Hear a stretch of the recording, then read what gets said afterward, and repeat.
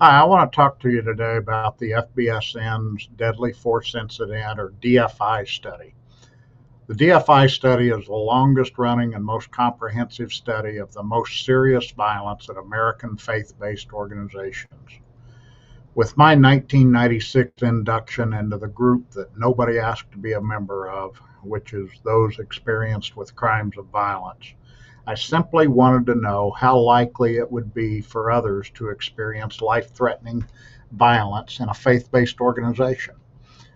There were other studies out there for schools, for workplace violence, for transportation industry and other sectors, but nobody was studying faith based environments.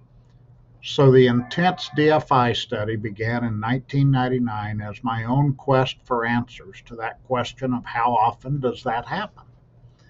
In defining the scope, I knew first that it had to involve more than just churches closely aligned with my own particular beliefs. America was founded on the freedom of religion, so all legitimate faiths had to be included in the study. And I also knew the study must include faith based organizations that are not really a house of worship. My experience, for example, had been at Focus on the Family, which is not a church, it's a ministry. And I knew there were many such parachurch organizations, schools, community charities, missionary support organizations, all kinds of stuff like that that could be impacted by this violence.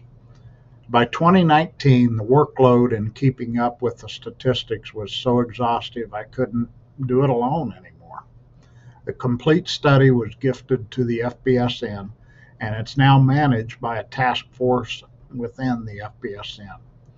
The story source and publishing policy for them to follow is a 6-page document. Even their method of following the policy is guided by a 7-page DFI operational protocol.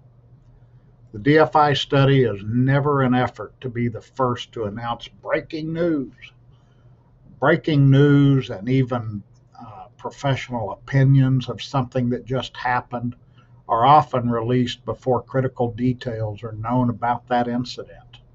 The DFI study captures facts discovered in the trial process when that's applicable, and always in the results of investigations that followed the immediate news.